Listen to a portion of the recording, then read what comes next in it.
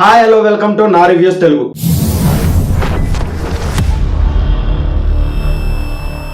కల్కి 2898 AD movie review.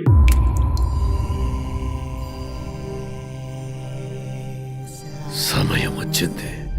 మన సమస్త సృష్టి ఉంటున్నట్టు అలాంటిది మీ కడుపులో భగవంతుడే ఉన్నాడు.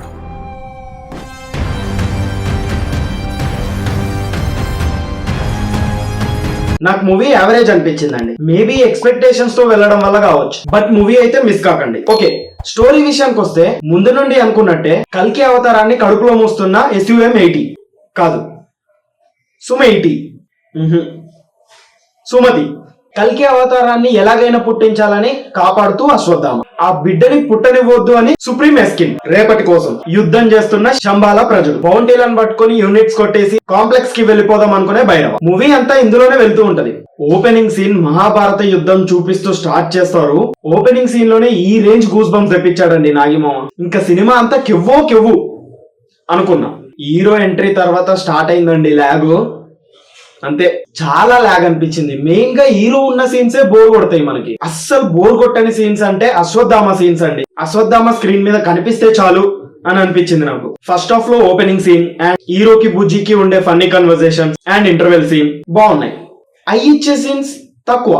సెకండ్ హాఫ్ కూడా ఫస్ట్ హాఫ్ కి ఈక్వల్ గా లాగ్ ఉంటది, బట్ ఇక్కడ ఇచ్చే సీన్స్ ఎక్కువే ఉన్నాయి. ఎక్కువ అనగానే అర్థం చేసేసుకోవాలి, సెకండ్ హాఫ్ లోనే అశ్వత్థామ మనకి ఎక్కువగా కనిపిస్తాడు. అరే ఇన్ని పాజిటివ్స్ చెప్తున్నావు, మరి ఎందుకు స్టార్టింగ్ లో యావరేజ్ అన్నావు అని అంటారా?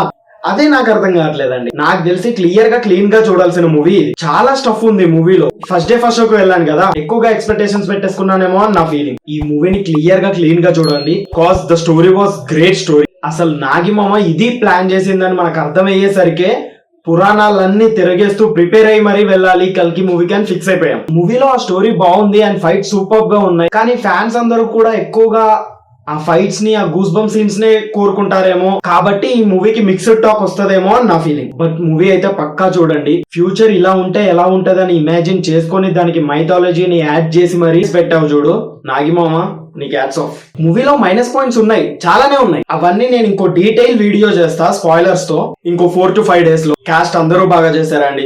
Music was okay. అన్నిట్లో బుజ్జి BGM వాజ్ సూపర్ అని చెప్పాలి. ఈ మూవీకి నేను ఇచ్చే రేటింగ్ 3 అండి. ప్రభాస్ ఫ్యాన్సే కాదు, అందరూ హ్యాపీగా వెళ్ళి చూడండి ఈ మూవీని. ఆల్రెడీ చూసిన వాళ్ళు ఉంటే మీకు ఎలా అనిపించిందో కామెంట్స్ లో చెప్పండి. సో ఫైనల్లీ కల్కి 2898 AD is a well made scifi action film.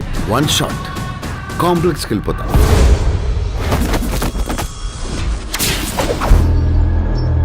సరే, ఇంకా చాలు.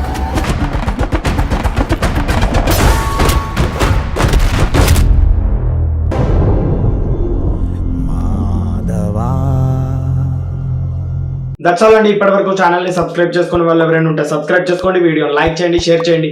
Thank you, by by.